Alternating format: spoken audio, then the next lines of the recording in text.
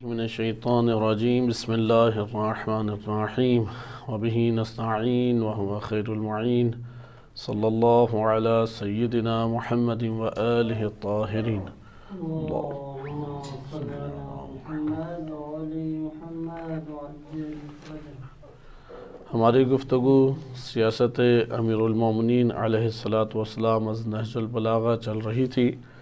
آپ کی خدمت میں امام علی علیہ السلام کے ریاست کے اندر داخلی مسائل اور اس میں امام علی علیہ السلام کا موقف اور ان کا راہ حل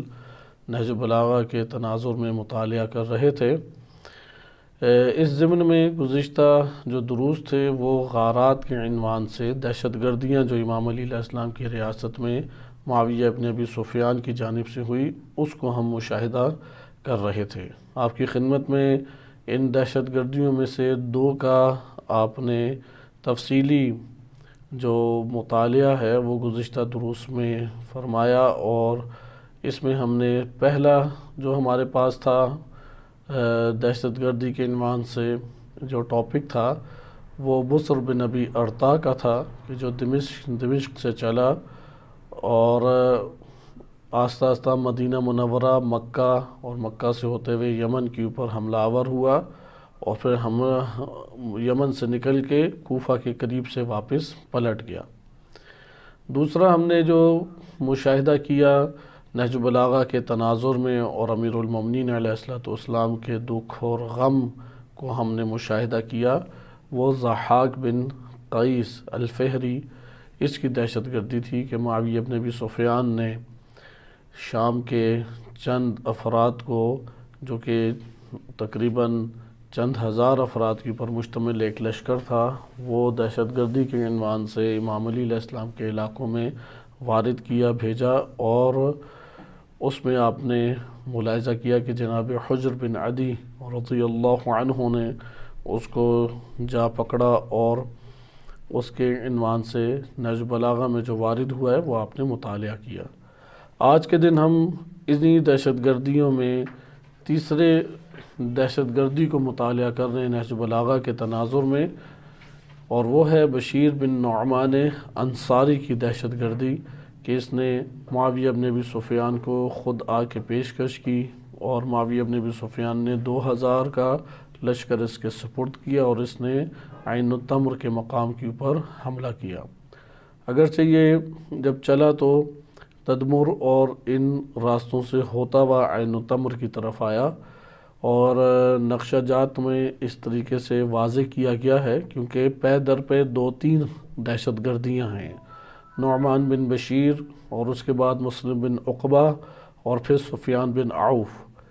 نہج البلاغہ میں نعمان بن بشیر کی دہشت گردی کے عنوان سے کچھ بیان وارد ہوا ہے جو خطبہ نمبر 39 بنتا ہے کہ آج انشاءاللہ تعالی اس کا ہم مطالعہ کریں گے، اور اس میں چند جو اہم پہلو ہیں کہ معاشرے کی جو امام علی علیہ السلام نے تحلیل کی ہے اور جنگ کے اوپر جو انہیں ابھارا ہے، اور چند معاشرتی اور اجتماعی زندگی کے ضابطے اس بیان میں پیش کیے ہیں، وہ آپ کی خدمت میں ذکر کیے جائیں گے۔ اسی طریقے سے سفیان بن عوف کے حوالے سے ایک خطبہ وارد ہوا ہے کہ اگلے درس میں انشاءاللہ اسے ہم مطالعہ کریں گے۔ البتہ آغاز میں ہم نعمان بن بشیر کا ایک پڑھ لیتے ہیں تعارف کہ کون یہ شخص تھا، اور اس شخص کے حوالے سے نبی صلی اللہ علیہ وسلم کے دور میں کچھ واقعات آیا موجود ہیں یا وہ موجود نہیں ہیں، اس کو ہم مختصر سا دیکھتے ہیں۔ نعمان بن بشیر انصاری قبیلے سے تعلق رکھتا ہے، اور انصار میں اکثر بیشتر امیر المومنین علیہ السلام کے ہاتھ میں بیعت کر چکے تھے کہ آج انشاءاللہ تعالی آپ کی خدمت میں جو الغارات کتاب سے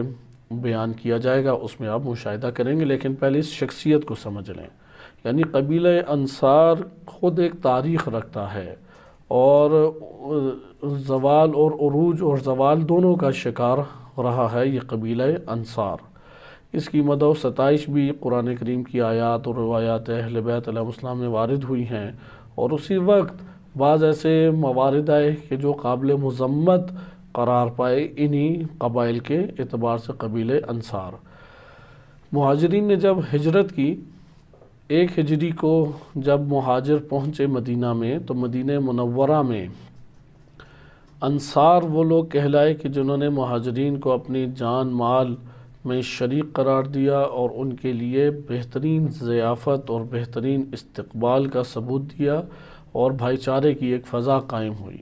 لہٰذا یہ جو مدینہ کے باسی تھے، ان میں سب سے بڑا قبیلہ انصار بنتا ہے۔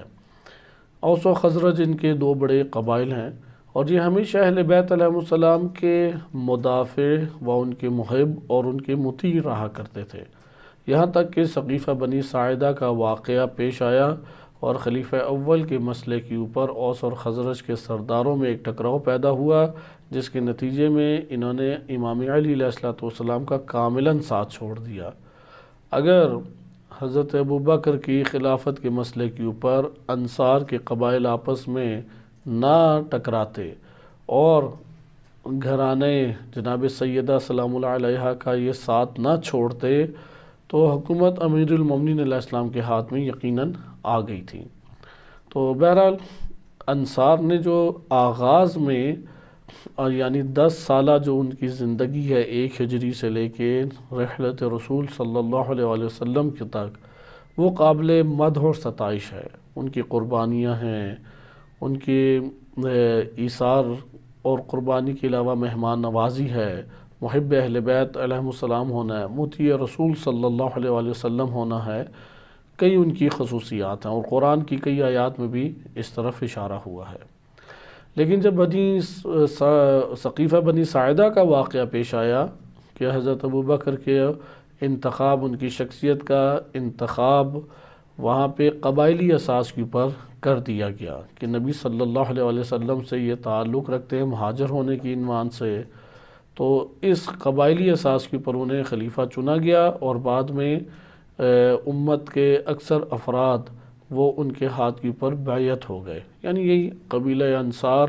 یہ حضرت ابوبکر کا حامی ہو گیا، اور اہل بیت علیہ السلام کے مقابلے میں انہوں نے خلافت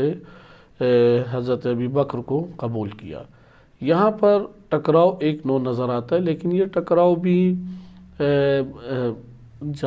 جنگ اور جدال کے درجے کے اوپر نہیں ہے، حمایت اور عدم حمایت کے درجے پر ہے۔ لہذا جب حضرت عثمان کا قتل ہوا، کیونکہ اس کے بعد تو انصار کی طرف خلافت کے انتخاب میں ان کے مشورے کی اور ان کے آپ کہہ لیں ووٹ یا بیعت کی نوبت ہی نہیں آئی، کیونکہ حضرت عمر وصیت کی اساس کے اوپر خلیفہ بن گئے اور حضرت عثمان شورا کی اساس کے اوپر بن گئے، قبیلہ انصار کی طرف آنے ہی نہیں دیا۔ ممکن ہے کہ حضرت ابوبکر کے بعد اگر خلافت کے مسئلے میں دوبارہ قبیلہ انصار کی مداخلت اور ان کی رائے کو اہمیت اور حیثیت دے دی جاتی، تو ممکن ہے کہ حضرت عمر کے بعد امیر المومنین علیہ السلام وہ خلیفہ بن جاتے۔ لہذا حضرت عثمان کا شورا کے ذریعے 6 رکنی کمیٹی کے ذریعے سے انتخاب کیا گیا۔ اب جب حضرت عثمان کا قتل ہو گیا اور ان کے بعد خلیفہ چننے کی نوبت آئی، حاکم عالم اسلام کے انتخاب کرنے کی یا بنانے کی بات آئی، تو یہاں پہ پھر بات انصار کی طرف لوٹ گئی، اور یہاں پہ انصار نے بھرپور جذباتی والہانہ انداز میں امیر المومنین علیہ السلام کا ساتھ دیا اور ان کی طرف بڑھے اور ان کو خلیفہ کے طور پہ نامزد کیا، اور مدینہ میں اکثریت انہی انصار کی چونکہ تھی، لہٰذا مدینہ منورہ میں اکثر بیشتر امیر المومنین علیہ السلام کے اس حوالے سے بیعت کرنے والے ہو گئے۔ لیکن چند افراد 3-4 بندے انہوں نے نہیں امیر المومنین علیہ السلام کی بیعت کی، قبیلہ انصار سے ہیں لیکن بیعت نہیں کی۔ ان میں سے ایک یہ نعمان بن بشیر ہے، یہ جناب مختار کے سسر بھی ہیں، انہی کی بیٹی سے شادی بھی کی۔ تو یہاں پہ آئیں، اب نعمان بن بشیر کا آپ کیونکہ اوس اور خزرج بڑے قبیلے تھے تو یہ خزرجی قبیلے سے تعلق رکھتے تھے، تو نعمان بن بشیر ان کا نام تھا اور ابو عبداللہ ان کی کنیت تھی، ابو محمد انصاری خزرجی بھی انہیں کہا جاتا تھا۔ 61 ہجری یا 70 ہجری میں ان کی وفات کا بیان ہے، اور یہ عبداللہ بن رواحہ معروف صحابی ہیں، ان کی بہن کے بیٹے تھے۔ ان کے والد نے یعنی بشیر نے بدر میں شرکت بھی کی تھی، اور ہجرت کے دوسرے سال نعمان بن بشیر کی ولادت ہے، یعنی جب اس سے اگلے سال امام حسن مجتبیٰ علیہ السلام کی ولادت بسعادت ہوئی۔ بعض کہتے ہیں کہ دوسری ہجری کو ہی اسی سال امام نقل کیا ہے۔ ان کا رجحان جو ہے وہ شروع سے ہی عثمان بن عفان کی طرف، حضرت عثمان کی طرف تھا، اور اس کے بعد معاویہ بن ابی سفیان کے ساتھ یہ مل گئے، اور معاویہ بن ابی سفیان کے ساتھ ملنے کے بعد معاویہ بن ابی سفیان نے جب دہشت گردیوں کا سلسلہ شروع کیا، اور ضحاک بن قیس وہ اپنے طور پہ کامیابی کے ساتھ شام میں منتقل ہو گیا، تو اس طرح کے افراد کو جرت اور ہمت پیدا ہو گئی، اور اس نے خود جا کے تقاضا کیا کہ آپ چاہتے تھے کہ فرات کے اطراف کے اوپر حملہ کیا جائے، تو مجھ کو تھوڑے افراد دیں،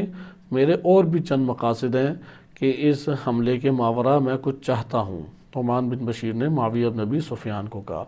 اور انشاءاللہ تعالی ابھی ہم اس حوالے سے پڑھیں گے کہ وہ مسئلہ کیا تھا۔ اعلام ایک کتاب ہے، اس میں زرکلی نے اس حوالے سے لکھا ہے کہ یہ خطیب ہیں، شاعر ہیں، اور اجلہ صحابہ میں سے ہیں، اہل مدینہ میں سے ہیں، 124 حدیثیں نقل کی گئی ہیں، اور یہی وہ شخصیت ہے نعمان بن بشیر کہ جب خلیفہ سوم قتل کر دیے گئے تو ان کی زوجہ جو حضرت عثمان کی زوجہ تھی نائلہ، انہوں نے حضرت عثمان کی قمیض ان کے ہاتھوں معاویہ کے پاس بھیجی۔ وہ خون سے رنگین قمیض تھی۔ سب سے پہلے قمیضوں کو ڈنڈوں کے اوپر اٹھا کے ایک احتجاج کرتے ہوئے معاویہ بن ابی سفیان، وہ منظر عام کے اوپر عالم اسلام کے اندر سب سے پہلے اس نے یہ قدم اٹھایا۔ شام میں پھر ایک اپنے رہائش اختیار کی حضرت عثمان کے قتل کے بعد، اور صفین میں معاویہ کے ہمراہ امیر المومنین علیہ السلام کے خلاف اس نے جنگ کی۔ بعد میں دمشق کے قاضیوں میں اسے قرار دے دیا، ولی القضات یعنی چیف جسٹس دمشق کا اسے بنا دیا گیا، اور بعد میں معاویہ نے یمن کا بھی اسے حاکم بنایا، اور کوفہ کے اوپر بھی اسے حاکم بنایا کہ کوفہ میں 9 مہینے ابھی گزرے تھے تو اس کو معزول کر دیا، اور حمص جو کہ شام کا ایک علاقہ ہے اس کا والی بنا دیا۔ اور یہ مسلسل اسی طرح آپ نے دیکھا کیونکہ اس کی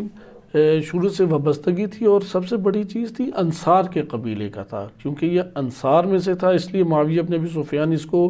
زیادہ لوگوں کے سامنے ظاہر کرتا، اور زیادہ اس کو حکومتوں کی طرف لے کے آتا تاکہ ثابت کر سکے کہ عالم اسلام میں بڑے بڑے قبائل کے لوگ میری طرف رجوع کرتے ہیں اور مجھے خلیفہ کے عنوان سے دیکھتے ہیں۔ اور یہ کاملاً معاویہ بن ابی سفیان کے ہاتھ کی شخصیت تھی نعمان بن بشیر۔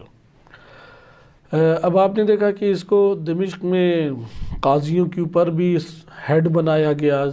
چیف جسٹس ایک قسم کا آپ کہہ لیں، علاقائی اگر آپ اسے نام دے دیں۔ یمن کا حاکم بنایا گیا، کوفہ کا حاکم بنایا گیا، حمص کا حاکم بنایا گیا۔ حاکم اس کو یعنی یہ ان افراد میں سے ہے کہ جو معاویہ بن ابی سفیان کی طرف سے اس قدر قابل اعتماد ہے کہ اس کو حکومت دی جاتی تھی، یہاں تک کہ یزید بن معاویہ وہ اس کی نوبت آئی، اس نے بھی حاکم اسے بنایا۔ اور یزید بن معاویہ جو ہے وہ جب مر گیا تو نعمان بن بشیر نے ابن زبیر کی بیعت کر لی، یعنی اس کا مطلب ہوا کہ یہ اقتدار کے پیچھے بھاگنے والی شخصیت تھی، مال کے پیچھے بھاگنے والی شخصیت تھی۔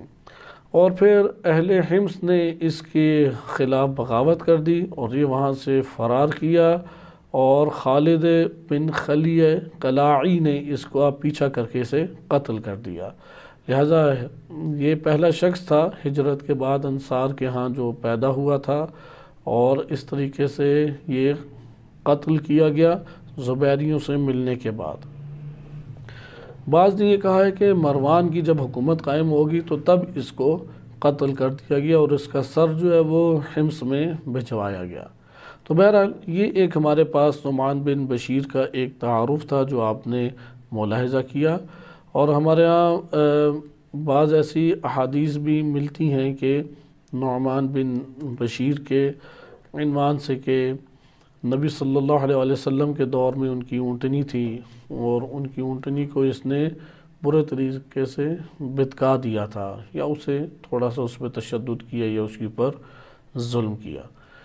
تو خلاصہ کلام، مال کے حوالے سے یہ شخصیت حریص شمار ہوتی تھی، اقتدار کے حوالے سے شخصیت حریص شمار ہوتی تھی، اور امیر المومنین علیہ السلام کے مخالف شخصیت شمار ہوتی تھی۔ اب آئیں تاریخ کے دامن میں کہ جب ہم ایک حد تک اس کا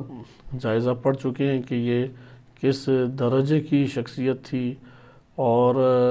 امام علی علیہ السلام کے انصار کے ان افراد میں اس کا شمار ہوتا تھا کہ جنہوں نے امام علی علیہ السلام کے خلاف تلوار اٹھائی یا امام علی علیہ السلام کے مخالفین کا ساتھ دیا۔ واقعہ اس طریقے سے ہے کہ غارات جب شروع ہونے سے پہلے، آغاز جنگ صفین سے پہلے، معاویہ بن ابی سفیان نے، کیونکہ اسے پتہ لگ گیا کہ جنگ جمل کے بعد اب میری طرف امام علی علیہ السلام کا لشکر آنا ہے، تو تاریخ میں وارد ہوا ہے کہ معاویہ بن ابی سفیان نے نعمان بن بشیر اور ابو ہریرہ، ان دو شخصیات کو امام علی علیہ السلام کے پاس بھیجا۔ کیوں بھیجا؟ تاکہ قاتلان عثمان بن عفان کا مطالبہ کریں، اور یہ مطالبہ کریں کہ امام علی علیہ السلام ان کے حوالے کر دیں، یعنی ان قاتلان کو کن کے حوالے کر دیں؟ ان کے حوالے کر دیا جائے۔ اب یہ دونوں بزرگان آ گئے، چونکہ معاویہ نے بھیجا تھا، اور آ کے امام علی علیہ السلام سے انہوں نے ملاقات کی، اور ملاقات کرنے کے بعد کہا کہ یہ جو جنگ کے فتنے ہیں یہ بھڑکانا ٹھیک نہیں ہے، بہتر یہی ہے صلح صفائی ہونی چاہیے اور جنگ کی نوبت نہیں آنی چاہیے، لہٰذا بہتر صورت یہی ہے کہ معاویہ بن ابی سفیان کی خواہش بھی یہی ہے کہ آپ حضرت عثمان کے قاتل ہمارے حوالے کر دیں، اس کے نتیجے میں یہ جنگ بھی ختم ہو جائے گی، لڑائی جھگڑا بھی ختم ہوگا اور امن کی فضا پیدا ہو جائے گی۔ اب یہ معاویہ بن ابی سفیان نے ایک زیرکی، ایک چالاکی یہاں پہ چلی، ایک مکاری سے کام لیا، کیونکہ یہ دو شخصیات ایسی تھی کہ معاویہ بن ابی سفیان کے قابل اعتماد تھی، اور مقصود یہ تھا کیونکہ قاتلان اس طریقے سے دیے نہیں جا سکتے، ایک تو مشخص نہیں ہے، مشخص ہوں بھی تو قانون کے کٹھرے میں ٹھہرائے جائیں گے، نہ کہ کسی کے ہاتھ دے کے انہیں قتل کرایا جائے۔ یہ دین اسلام کا طریقہ کار نہیں، دین اسلام کا طریقہ کار عدالتی اور قانونی طریقہ کار تھا۔ لہذا اب ہوا یہ کہ معاویہ بن ابی سفیان کو معلوم تھا کہ قاتل امام علی علیہ السلام کی جانب سے ان کے حوالے، ان دو کے حوالے نہیں ہوں گے، یا معاویہ بن ابی سفیان کی طرف نہیں بھیجے جائیں گے، یہ بات پتہ تھا معاویہ کو۔ لہذا معاویہ نے مقصد کیا تھا اس سارے کام سے، مقصد اس کا یہ تھا کہ جب امام علی علیہ السلام کے پاس یہ جائیں گے اور امیر المومنین علیہ السلام سے کچھ بھی نہیں ان کے ہاتھ آئے گا تو یہ واپس آئیں گے، اور واپس آ کے جب یہ ہمارے پاس پہنچیں گے تو تب ان کو استعمال کرنے کا موقع ہے کہ میں لوگوں کے سامنے ان کو لاؤں گا اور لوگوں کو باور کراؤں گا، دیکھو ہم نے تو اچھے طریقے سے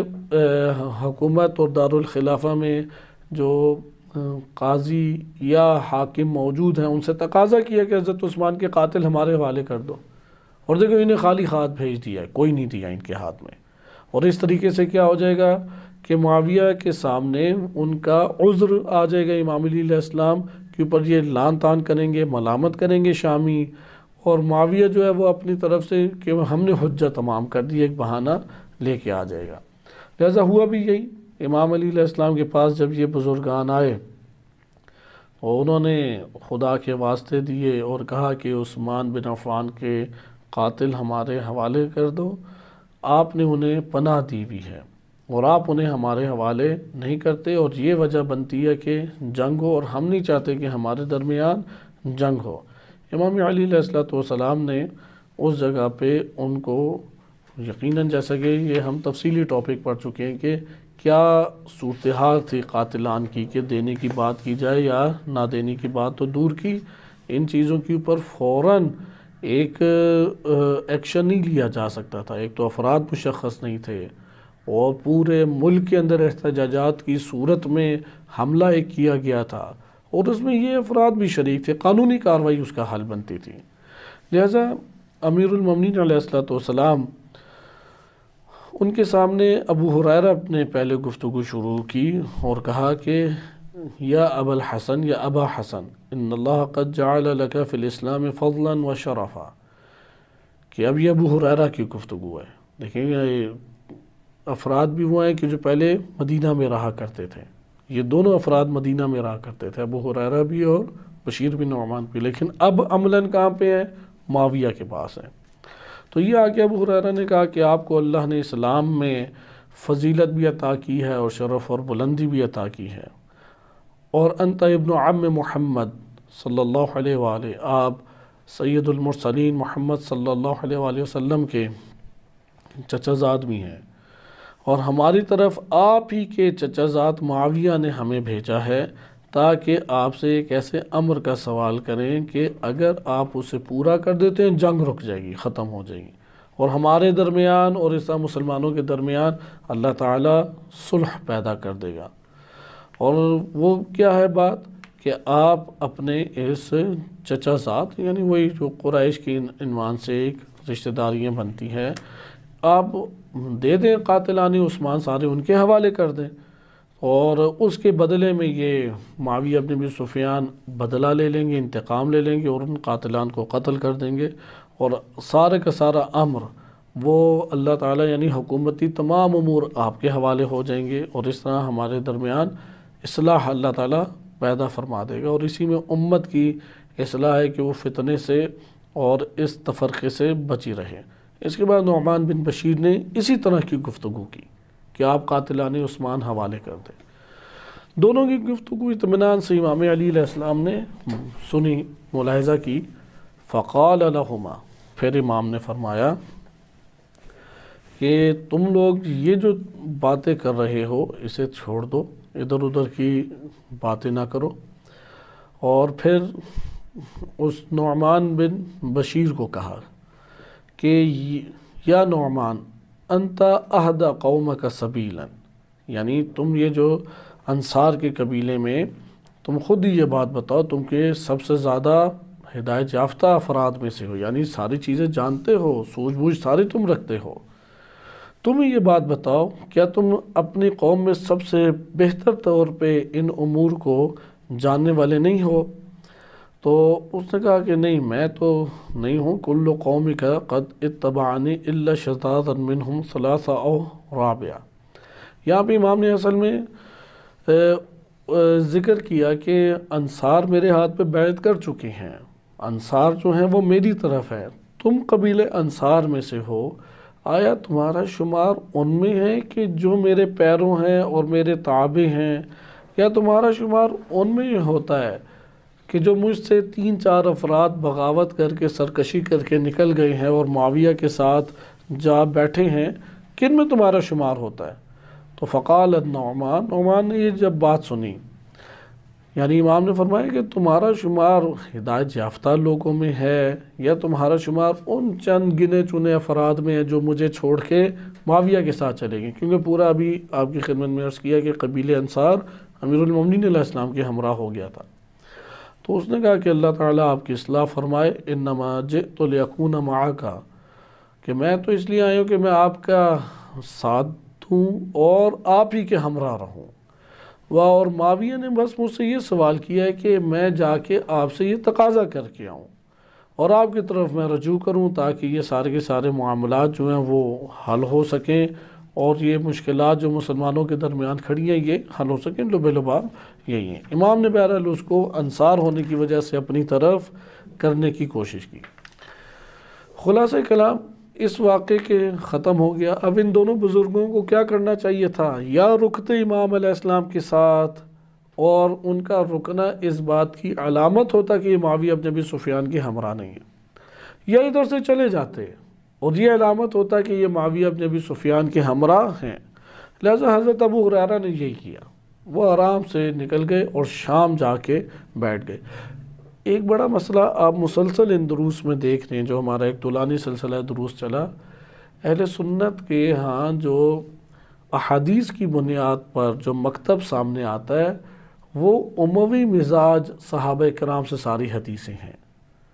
بہت قلیل حصہ ہے کہ جو امیر المومنین علیہ السلام کے حمایت یافتہ یا ان کے طرفدار اصحاب ہیں ان سے احادیث آئی ہوں۔ اب حضرت ابو ہریرہ دوسری یا تیسری بڑی شخصیت ہے جن سے کثیر احادیث اہل سنت نے لی ہیں، لیکن آپ دیکھ رہے ہیں کہ وہ امیر المومنین علیہ السلام کے حامی نہیں ہیں، ان کے مخالف ہیں۔ اور اسی طرح گزشتہ درس میں آپ نے دیکھا کہ ضحاک بن قیس کے دور میں مدینہ میں نمازیں بھی پڑھاتے تھے، تو ضحاک بن قیس جو ہے یا بصر بن ابی ارطاح نے دہشت گردی اور قتل و غارت کے بعد اپنا نمائندہ ابو ہریرہ کو بنا کے گئے، تو ابو ہریرہ تو واپس پلٹ گئے اور وہ وہاں سے چلے گئے، لیکن نعمان بن بشیر یہ شخصیت وہاں پہ ٹھہری رہی۔ فَأَقَامَ بَعْدَهُ أَشْهُرٍ، چند مہینے وہاں پہ ٹھہری رہی۔ ثُمَّ خَرَجَ فَارًا مِنْ عَلِيٍّ، اب جب چند مہینے ٹھہری رہی تو یقیناً وہ مدینہ منورہ میں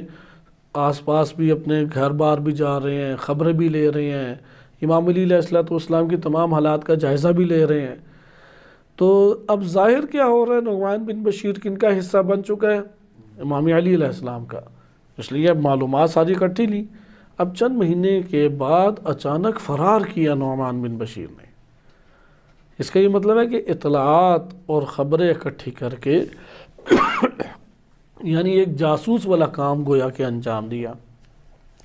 حتی اذا مر بعین التمر، عین التمر ایک جگہ ہے عراق اور شام کے درمیان، یہ آتی ہے، ابھی بھی نقشے میں آپ کو نظر آ جائے گی۔ عین التمر سے یہ گزر رہے تھے تو وہاں پہ امیر المومنین علیہ السلام کے ایک بڑے عظیم صحابی اور بڑے وفادار اور جان نثار امیر المومنین علیہ السلام کے شیعہ شخصیت مالک بن کعب الارحبی یا ہمدانی، یہ شخصیت موجود تھی۔ مالک بن کعب کا شمار ان افراد میں ہوتا ہے کہ جو جناب مالک اشتر رضی اللہ عنہ کی مانند ہر وقت امیر المومنین علیہ السلام کے سامنے خاضع بھی تھے، تابع بھی تھے، اور اپنی جان ہتھیلی پہ رکھ کے ان کی خدمت میں حاضر ہوا کرتے تھے۔ یہ جو حساس ایریا بارڈر اور بارڈر سے قریب کے جو ایریا تھے شام کے علاقے کے، یہ حساس ایریاز تھے، لہٰذا امام علی علیہ السلام نے اپنے جو افراد تھے جو بہت قابل اعتماد افراد تھے ان کو انہی بارڈر لائن کے اوپر رکھا ہوا تھا، یا بارڈر لائن اور عراق کے درمیان کا وسط کا جو علاقہ بنتا ہے۔ لہٰذا مالک بن کعب ارحبی یا ارحبی ان کو عین التمر کا علاقہ دیا ہوا تھا امام علی علیہ السلام نے، اور اس کے ساتھ ہی دومت الجندل کا علاقہ ہے۔ اور پھر ان علاقوں میں نیچے جتنے بھی افراد تھے وہ سارے کے سارے کس کے ماتحت کام کرتے تھے؟ مالک بن کعب کے، کیونکہ اس دور میں جو حکومت چلتی تھی وہ اسی طریقے سے تھی کہ شہر کے ایک مرکزی شہر ہوتا تھا، اور وہ مرکزی شہر کے ماتحت ایک بہت بڑا علاقہ، آج کے دور کے مطابق آدھے آدھے ملک بھی آپ کہہ سکتے ہیں، جیسے بصرہ کا علاقہ مرکزی شہر تھا، اس کے حاکم امام علی علیہ السلام نے جناب عبداللہ بن عباس کو بنایا، آدھے سے اوپر ایران بصرہ کے ماتحت آتا تھا، لہذا بصرہ کے ایران کے مختلف علاقوں کے جو حاکم ہیں، بیت المال کے جو انچارج یا ہیڈ ہیں، جسے آپ کہتے ہیں وزارت خزانہ، وزیر خزانہ، وزیر خزانہ ہو گیا، وزیر دفاع ہو گیا، وزیر مثلا فلاں اموال ہو گیا، یہ سارے جناب عبداللہ بن عباس کے ماتحت چلیں گے۔ اسی طریقے سے عین التمر کے مقام پہ اساسی ترین شخصیت یہی مالک بن کعب ارحبی تھے، اور ان کے ماتحت بقیہ سارے تھے، جیسے مخنف بن سلیم ہیں یا قرظہ بن کعب ہیں، یا اس طرح کی دیگر شخصیات، مثلا ایک ہے بیت المال کے اوپر انچارج، اب یہ مالک بن کعب ہی کے ماتحت آئے گا وہ شخص جو بیت المال کا انچارج ہے۔ البتہ امام علی علیہ السلام دونوں طریقوں سے ان تمام حاکموں سے تعلق رکھتے تھے۔ مثلا یہ ایک شخص ہے بالفرض مخنف بن سلیم یا سلیم، اس شخص کے ماتحت مختلف قسم کے صدقات کے علاقے، صدقات یعنی گورنمنٹ کے جو ٹیکسز والی جگہ ہے یا گورنمنٹ کی جو اسکیمیں چل رہی ہیں جہاں پہ ان کے اوپر نگران کون تھے؟ وہ مخنف بن سلیم تھے یا سلیم۔ اب یہ کس کے ماتحت آتے ہیں؟ مالک بن کعب ارحبی کے ماتحت آتے ہیں مخنف بن سلیم۔ لیکن امیر المومنین علیہ الصلوۃ والسلام ایک ڈائریکٹ رابطہ بھی رکھتے تھے اس مخنف سے، اور ایک مالک بن کعب کے تھرو بھی رکھتے تھے، اس کے ذریعے سے بھی رکھتے تھے۔ ہر دو طریقوں سے امام حاکموں کے اوپر نگاہ بھی رکھتے تھے اور تعلق بھی رکھتے تھے، لیکن رسمی جب بھی حکومتی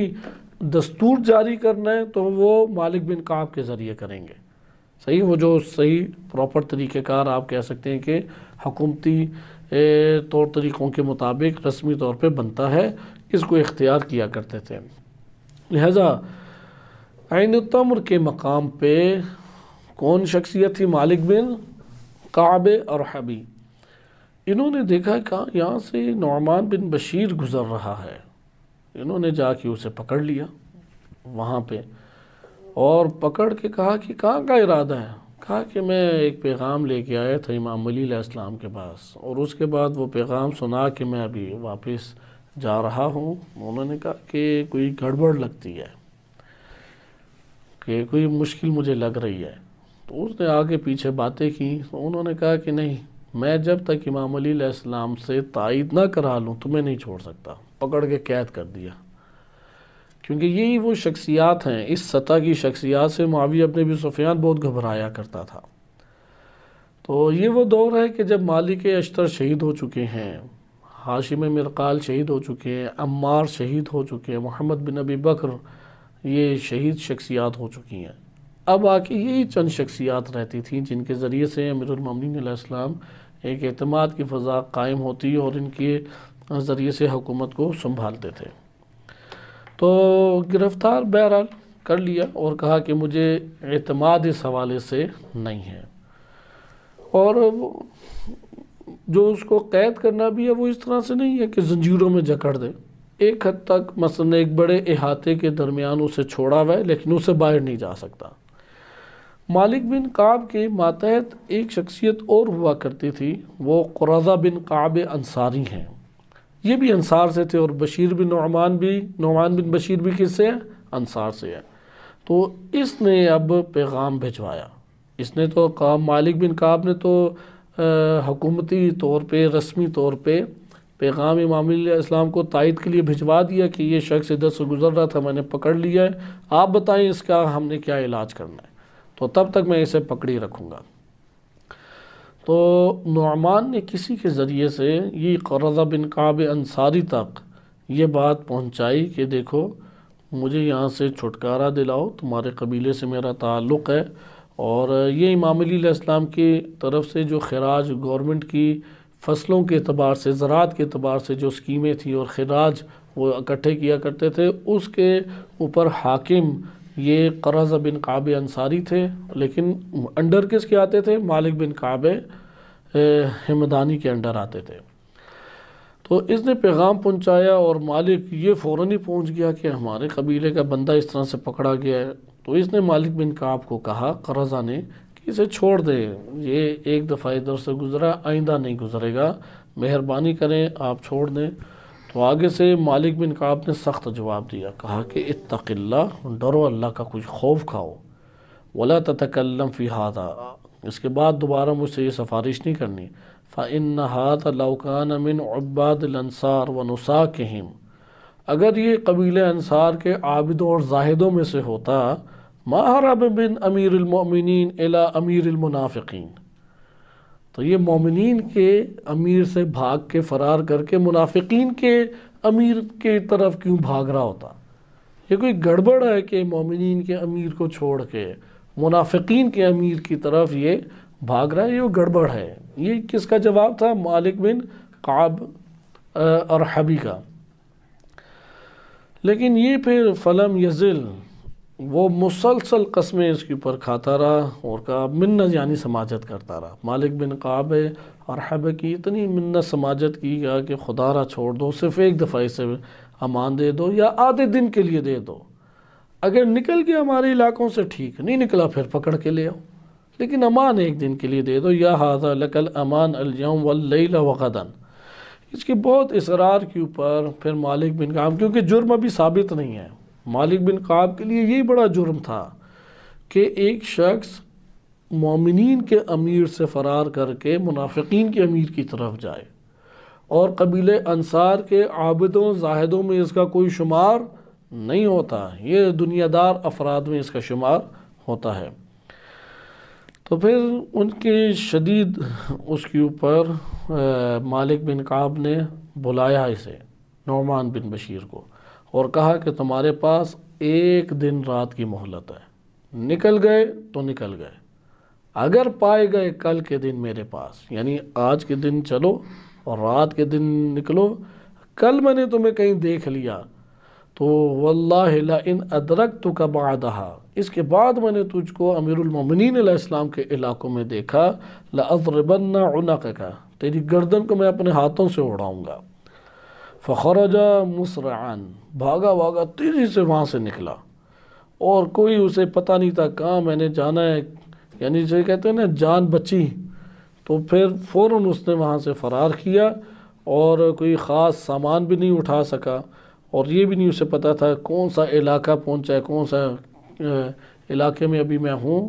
وَأَصْبَحَ ثَلَاثًا لَا يَدْرِي أَيْنَ هُوَ، 3 دن جو ہے وہ اسی طریقے سے چلتا رہا، لیکن اسے نہیں پتہ تھا کہاں پر ہوں۔ ایک علاقے میں پہنچا تو وہاں پہ اس نے خود، یہ نعمان بتاتا ہے کہ میں بہرحال نکل گیا امام علی علیہ السلام کے، لیکن شرق جانا ہے، غرب جانا ہے، شمال جانا ہے، جنوب جانا ہے، مجھے تو پتہ ہی نہیں، جس طرح میرا منہ تھا تو ویسے ہی میں نے اپنے وہ پکڑا ہے سواری، جو کچھ اس کی پر تھا، نہ ادھر ہاتھ پاؤں چلائے نہ ادھر، سوار ہو کے بس میں نکلا ہی ہوں، اور بڑی مشکل سے علاقوں پہ علاقے میں طے کر رہا ہوں۔ تو ایک علاقے میں نعمان کہتا ہے میں پہنچا تو وہاں پہ کسی خاتون کی آواز مجھے کانوں میں گنگنانے کی آ رہی تھی، وہ چکی پیس رہی تھی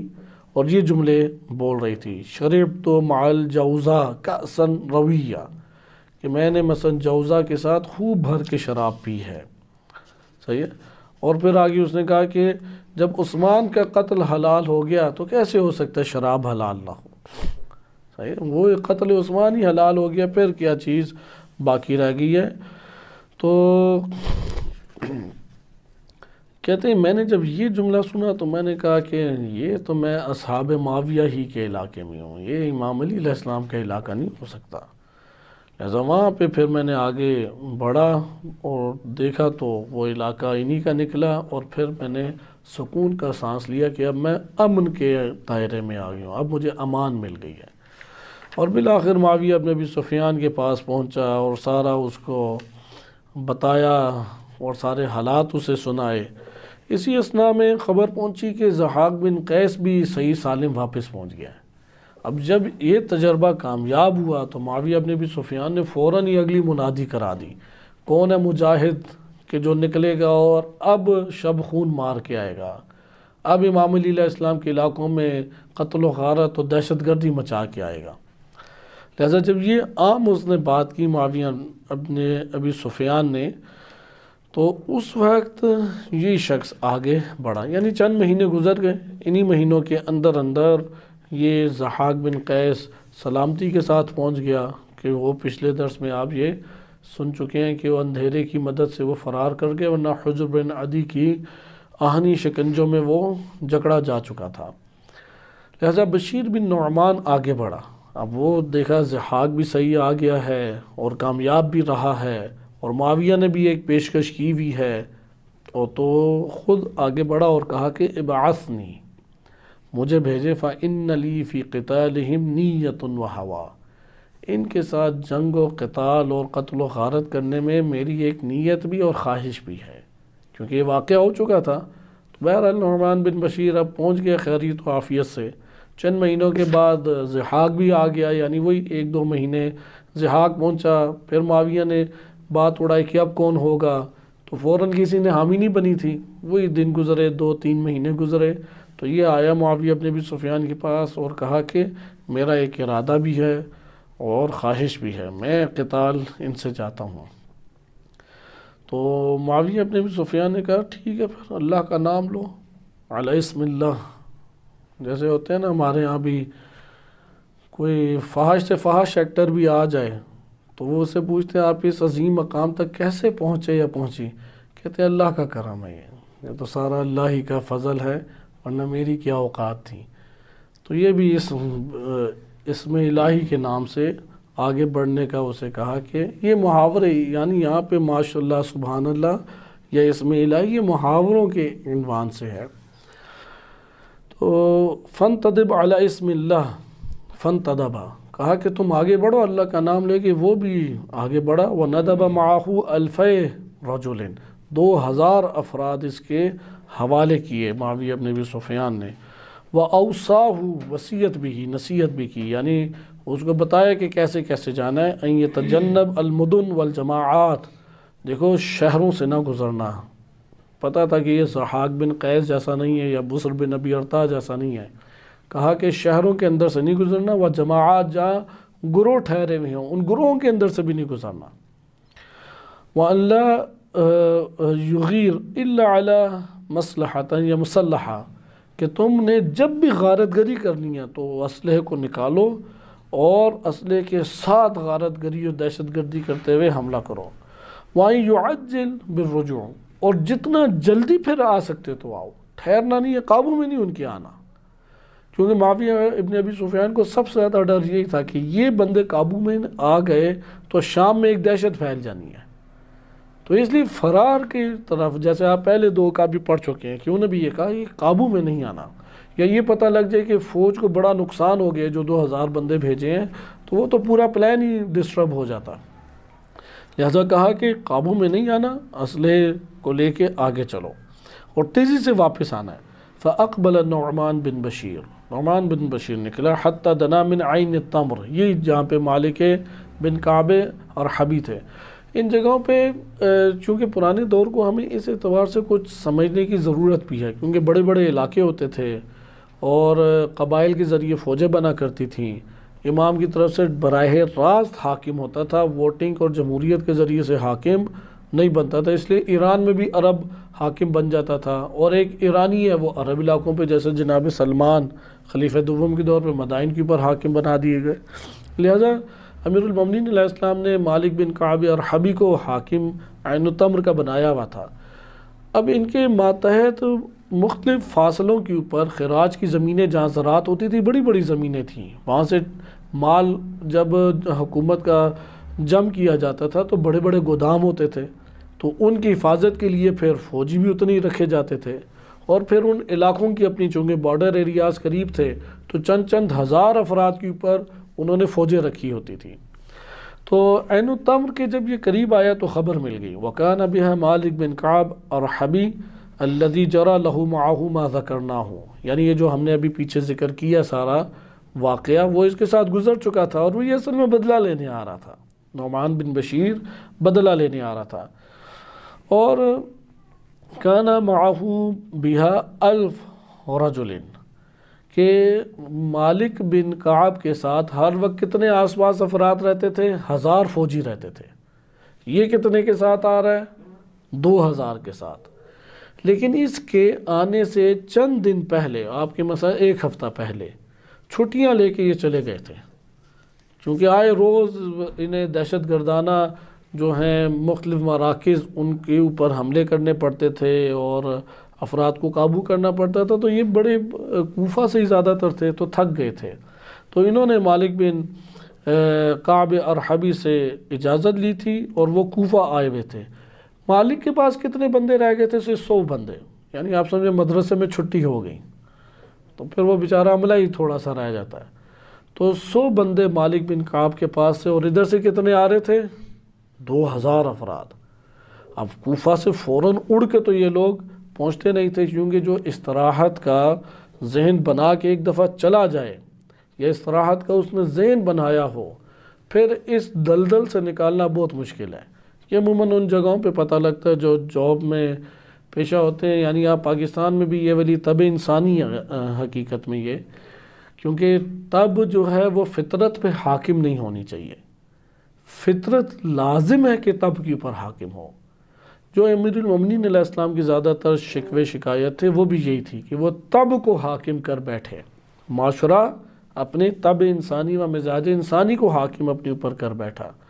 اب یہ افراد مالک بن کعب اور حبی سے اجازت، یعنی وہ چھٹیوں کے اوپر تو آ گئے، تو جیسے ہوتا ہے عید کی چھٹیاں قریب ہوں تو دفتر میں کوئی کام ہو رہا ہوتا ہے؟ کوئی خاص کام ہی نہیں ہوتا. مثلاً اگر اتوار کو چھٹی ہے یا جمعے کو چھٹی ہے تو ایک دن پہلے کوئی انہوں نے کیا نصف ڈے رکھا ہوتا ہے، آدھا دن، صحیح ہاف ڈے، یعنی آدھا دن انہوں نے ہاف ڈے رکھا ہوتا ہے. تو یہی صورتحال تھی کہ یہ لوگ استراحت کا سوچ کے آتے ہیں. جیسے مثلا مدرسے میں چھٹیاں ہونے والی ہیں، آپ ہزار نصیحتیں کریں، یہ جا کے کرنا ہے، وہ کرنا ہے، فلاں کرنا ہے، اس نے سوچا ہی ہوتا ہے اب گھر جائیں گے، صبح سویرے دعائے حد تھوڑی پڑھنی ہے، اینڈ ٹائم پہ نماز فجر تھوڑی پڑھنی ہے، تھوڑا آرام اور استراحت کریں گے، لہذا کوئی نصیحت کارگر ثابت نہیں ہوتی اور دن پہ دن گزر جاتے ہیں. اب یہ لوگ جب کوفہ میں آ گئے تو امام کے تو وہی جو حکومتی مراسلات کا طریقہ کار ہوتا ہے، مواصلات کا طریقہ کار، کہ فوراً پہنچا دیا کہ یہ نعمان بن بشیر 2000 افراد لے کے دہشت گردی کے لیے آ رہا ہے، ہمیں بندے چاہیے. امام علی علیہ السلام اب تشریف لے کے آتے ہیں اور کوفہ میں لوگوں کو ابھارتے ہیں کہ نکلو، لیکن یہ چھٹی پہ آئے ہوئے لوگ دوبارہ نہیں نکل رہے. امام کے سخت ترین خطبوں کو سنتے ہیں، نظر جھکا کے رکھتے ہیں اور خاموشی سے اپنے گھر چلے جاتے ہیں. اور بعض افراد تو عجیب و غریب انہوں نے تانے بھی دیے کہ ابھی جس کتاب سے آپ کی خدمت میں عرض کر رہا ہوں کہ وہ اس میں وہ والے تانے موجود نہیں ہیں، وإلا تاریخ میں اس طرح سے یہ تانے کہ ابھی ہم یہ خطبہ نمبر 39 پڑھیں گے. امام نے خطبہ ختم کیا اور بڑا دل خراش اور سخت خطبہ. اکثر بیشتر لوگ اب خاموشی سے نظر جھکا کے جا رہے ہیں. ان میں سے ایک کھڑا ہو گیا اور کہا کہ تم نہ محمد ہو اور نہ ہم رسول اللہ کے دور کے انصار ہیں قبیلے کے، لہذا اپنی فضیلت ہم پہ نہ اس طرح سے جماؤ. امام کو اور زیادہ اس کے اوپر غصہ آیا اور برہم ہوئے. تو امام نے فرمایا کہ میں نے کب دعویٰ کیا کہ میں نبی ہوں، کب دعویٰ کیا کہ میں محمد صلی اللہ علیہ وسلم ہوں، لیکن اس کا یہ مطلب ہے کہ تم دشمن کو اپنے گھر تک گھسا لو، تم لوگ ان کے دفاع کے لیے آگے نہیں بڑھتے، تمہارے ہی تو وہ بھائی ہیں. میں نے کب کہا کہ تم فضیلت میں وہی انصار ہو جن کی فضیلت قرآن میں وارد ہوئی ہے، وہ انصار تو نہیں ہے تم. لہٰذا یہ بات مخالف. تو پھر ایک اور بندہ ادھر کھڑا ہو گیا، اس نے ایک اور تانا اس میں ہوا. امام اس کے اوپر بھی بھرم ہوئے اور پھر اترے اور سیدھا اپنے گھر کی طرف تشریف لے گئے. یعنی معاشرہ اس نوعیت کا بن چکا ہے، اس سے آپ اندازہ لگائیں. لہٰذا یہ چھٹی کے اوپر اب پہنچ گئے وہاں پہ. فلم یکو بقیہ معہو الا 100 او نحوہا، 100 یا 100 سے اوپر نیچے کچھ افراد، یعنی قریب 100 کے تھے، 100 سے 110 105 اس طرح سے افراد رہ گئے مالک بن کعب کے. فکتب مالک الی علی، مالک بن کعب ارحبی نے امیر المومنین علیہ السلام کو خط لکھا اور کہا ما بعد فإن نعمان بن بشیر قد نزل بی فی جمع کثیف، ایک بڑا لشکر لے کے نعمان بن بشیر اتر آیا ہے. فما انت ترا، آپ کی اس میں کیا نگاہ ہے، آپ کیا کہتے ہیں. صدتک اللہ تعالی وثبتک، اللہ سبحانہ وتعالی آپ کے لیے ان راہوں کو ہموار فرمائے اور ثابت قدم رکھے. والسلام. تو یہاں پہ اسی علاقے میں مخنف بن سلیم یا مخنف بن سلیم موجود تھے، جو امیر المومنین علیہ السلام کی طرف سے حکومتی ٹیکس کو جمع کیا کرتے تھے، اور وہ فرات کی زمین کے اوپر سے لے کے بکر بن وائل ایک اور قبیلہ تھا، اس تک کی زمین کے اوپر وہ ساری چیزوں کو جمع کیا کرتے تھے. مالک بن کعب نے عین تمر کے حوالے سے ان کو ماتحت امیر المومنین علیہ السلام نے مالک بن کعب کے قرار دیا تھا. جب نعمان بن بشیر 1000 افراد لے کے حملہ آور ہوا عین تمر پہ، تو مالک بن کعب نے مخنف بن سلیم سے مدد طلب کی، اور ان کے ساتھ بہت سارے افراد تھے، ان کے ساتھ بھی یہی کام ہوا. کیونکہ مخنف بن سلیم جو ہیں ان کے ساتھ بھی تقریباً آپ یہ کہہ لیں کہ چند 100 افراد ہوا کرتے تھے، وہ سارے مختلف جگہوں پہ گئے ہوئے تھے، نہ ہونے ان کے پاس 50 کے قریب فقط بندے تھے آپ یہ کہہ لیں. تو بہرحال 50 بندے جو تھے وہ مدد کے لیے آ گئے، انہوں نے آگے مدد کے لیے آگے بھیج دیے. اور مالک بن کعب کے پاس 100 کے قریب تھے. اب امام علی علیہ السلام کا جواب فوراً تو نہیں آنا، امام کے پاس پہنچا بشیر بن نعمان بن بشیر، وہ پہنچ چکا ہے. تو نعمان بن بشیر کے پہنچنے کے بعد یعنی یہ خبر پہنچنے کے بعد امام نے خطبہ دیا ہوگا، وہی خطبہ آپ کے سامنے خطبہ نمبر 39 کا ایک حصہ ہے اس کا. اس خطبے کے نتیجے میں لوگوں کو امام نے ابھارا ہوگا کہ جلد نکلو، کہیں وہ آ کے وہاں پہ تباہی نہ پھیر دے۔ تو امیر المومنین علیہ السلام نے خطبہ دیا۔ خطبہ دینے کے بعد کتنے آمادہ ہوتے، کتنے افراد ہیں، کس کو سپہ سالار بنائے، یہ مرحلہ طے ہوتا تو پھر اسے کہتے کہ ہاں افراد آپ کی طرف فوراً پہنچ رہے ہیں، لیکن وہ بندے ہی نہیں نکل رہے اب۔ تو اب ان کے پاس ایک ہی راہ ہے، یعنی آپ یہ کہہ لیں دو راہیں، دو میں سے ایک کا انتخاب کرنا ہے۔ مالک بن کعب ارحبی یا تو بسر بن ابی ارطا کے خوف سے، جس طرح سے عبید اللہ ابن عباس وہ فرار کر گئے اور امام علی علیہ السلام کے پاس پہنچ گئے تھے، اسی طریقے سے یہ علاقے کو فرار کریں اور 100 بندوں کے ساتھ ادھر پہنچیں۔ یا دوسرا یہ ہے کہ 2000 افراد کے ساتھ کون ٹکرا جائے، یہ 100 افراد ٹکرا جائیں۔ تو مالک بن کعب ارحبی کی آپ شجاعت ادھر سے دیکھیں، انہوں نے کہا کہ ہم 100 بندے ان سے ٹکرا جائیں گے، جگہ نہیں چھوڑیں گے۔ یہی اس کے بعد انشاءاللہ اگلا درس جو ہمارا آ رہا ہے دہشت گردی کا سفیان بن عوف کی، کہ حسان بن حسان بکری یا بکری وہ 100 بندوں کے ساتھ رہ گئے، اور وہاں پہ جب قتال ہوا تو وہ 100 کے 100 بیچارے شہید ہوئے، ایک بھی نہیں ان میں زندہ رہا۔ لیکن ان کا ٹکراؤ کیسا ہوا یہ دلچسپ ہے کہ ان کے ساتھ جب ٹکرانے کے لیے آئے، کہ ہم اختتام بھی اسی کے اوپر کرتے ہیں اور وہ خطبے کا کچھ حصہ پڑھتے ہیں، کہ انہوں نے ایک تو پانی کی طرف سے آگے بڑھے، یہ جہاں پہ پانی تھا، کیونکہ فرات ادھر سے قریب تھا، اور فرات کی دوسری طرف یا اسی طرف سے یہ نعمان بن بشیر بھی آ رہے تھے۔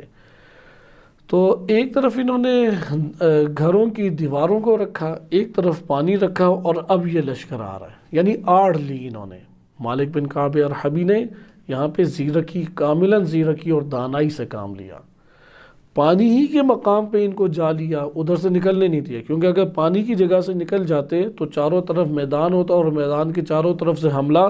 کیا جا سکتا ہے پھیلا کے، لیکن جب ایک طرف دریا ہے تو یقیناً اس کے اندر وارد نہیں ہوں گے، اور ایک طرف آبادی یا گھر اور دیواریں بن جاتی ہیں پشت پہ، تو پشت سے اب ان کے اوپر حملہ نہیں ہوگا، اور ایک طرف یہ ہے تو دو طرف اب جنگ ہو سکتی ہے۔ لہٰذا یہ 100 کے 100 بندوں کے ساتھ، اور پیچھے سے وہ 50 کا ایک لشکر انہیں دور سے دکھائی دے رہا تھا کہ آ رہا ہے، یہ جا کے ٹکرا گئے ان سے۔ انہوں نے یہ سمجھا نعمان بن بشیر نے کہ پیچھے سے ایک بھاری فوج آ رہی ہے، یہ 100 تو ہمیں دکھانے کے لیے لائے ہیں، اور وہ جو 50 آ رہے ہیں یہ اس کا ایک دستہ، اور اس کے پیچھے 2-3 ہزار آ رہے ہیں، اور ہماری خیر نہیں ہے۔ اور ہمارے جو سید اور آقا حضرت معاویہ ہیں انہوں نے ہمیں حکم دیا کہ آپ نے الجھنا نہیں ہے، جلدی واپس آ جانا ہے۔ لہٰذا یہاں پہ اب جب وہ آگے ٹکراؤ ہوا تو چند افراد ہی ابھی مالک بن کعب ارحبی کے ہتھے چڑھے تھے، یعنی چند افراد قتل ہوئے تھے کہ رات کا اندھیرا چھا گیا، اور اس اندھیرے سے یہ فائدہ اٹھا کے فوراً فرار کر گئے۔ اور نعمان بن بشیر کا اس طریقے سے جو غارت گری ہے وہ بڑے پیمانے پہ کامیاب نہیں ہوئی، البتہ 3-4 علاقوں سے گزرے تھے، وہاں پہ وہ نقصان پہنچاتے ہوئے گئے۔ یعنی نعمان بن بشیر 3-4 علاقوں سے گزرتے ہوئے عین تمر مرکزی شہر تھا، اگر ادھر وہ کامیاب ہو جاتا نعمان بن بشیر تو پھر تو ہزاروں لوگوں کے اموال اور قتل و غارت اور ایک عجیب داستان ادھر ہوتی۔ اس موقع پہ امام علی علیہ السلام کا خطبہ نمبر 38 اب آپ توجہ سے ملاحظہ فرمائیں کہ یہ آپ کی خدمت میں پہلی والی تاریخ تو ذکر کی گئی تھی، لیکن اس غارات میں مقابلہ کیسے کیا مالک بن ارحبی نے کہ 100 افراد کے ساتھ اپنی پوری جان داؤ کے اوپر لگا دی۔ اور پھر یہ جو 50 افراد تھے انہوں نے بھی نہیں یہ کہا کہ ہم 50 ہم کیا کریں، وہ بھی 50 اپنے آپ کو داؤ پہ مخنف بن سلیم یا مخنف بن سلیم وہ داؤ پہ لگانے کے لیے آمادہ ہو گئے۔ امیر المومنین علیہ السلام نے لوگوں کے درمیان نعمان بن بشیر کی اس غارت گری کے موقع کے اوپر ابھارنا چاہا کہ جاؤ نکلو مالک بن کعب ارحبی کے لیے۔ مالک بن کعب ارحبی کا ایک اور میں واقعہ بھی آپ کی خدمت میں تیزی سے اشارہ کرتا چلوں کہ یہ کتنی عظیم شخصیت تھی، کہ محمد بن ابی بکر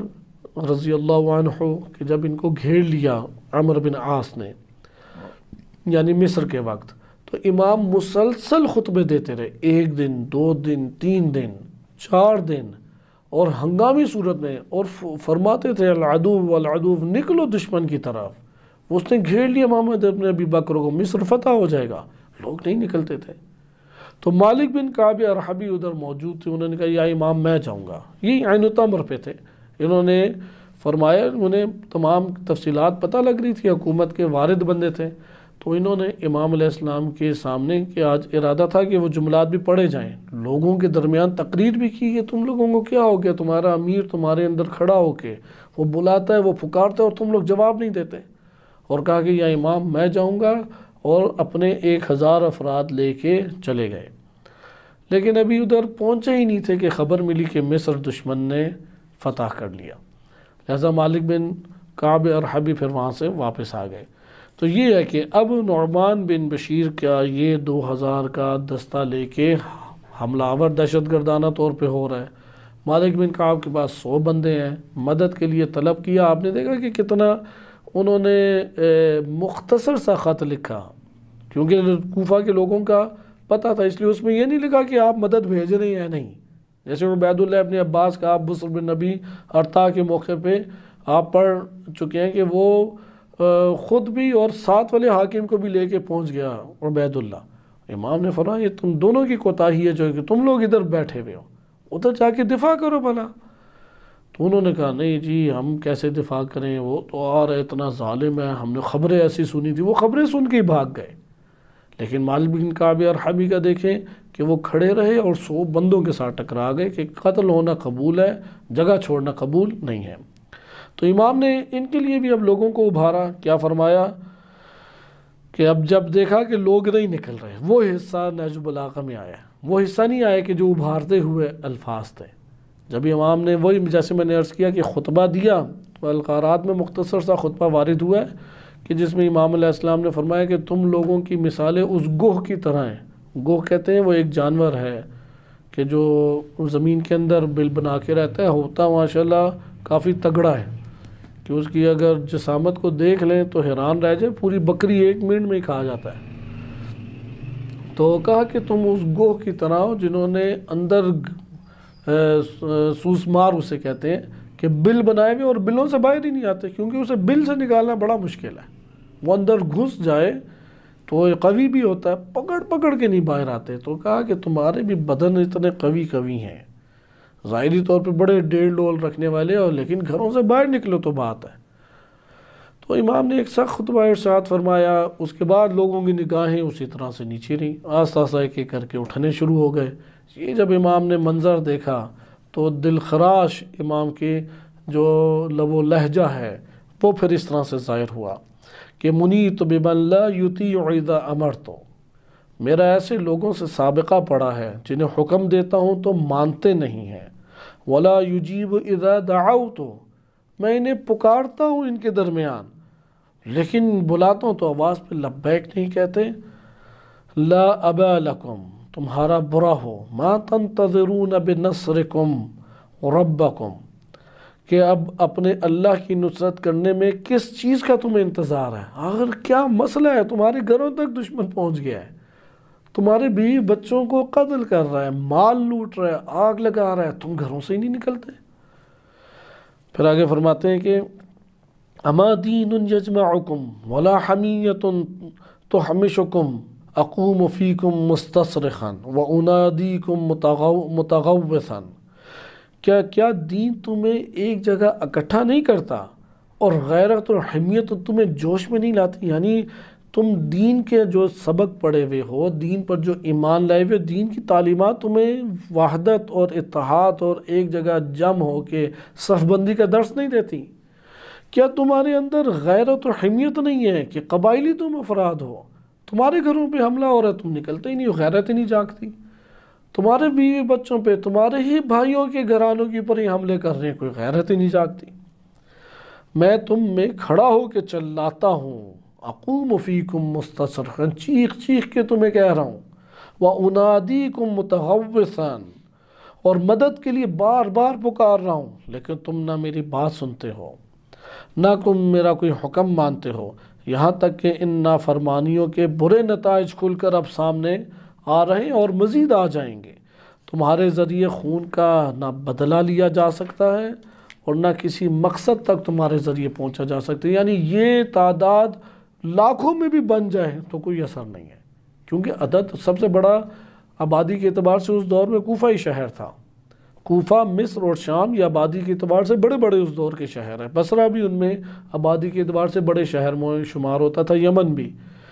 تو کوفہ میں 1 لاکھ تو ابھی بھی آبادی نہیں ہے، اس دور میں 1 لاکھ یا اس سے زائد آبادی تھی۔ 1 لاکھ میں اگر صرف 2000 بندے نکل آئے، 1 لاکھ میں 2000، 1 لاکھ میں 200 بندے نہیں نکل رہے، تو امام فرماتے ہیں تمہارے اس جم گھٹے سے میں کسی مقصد تک بھی نہیں پہنچ سکتا، اور تم اس اونٹ کی طرح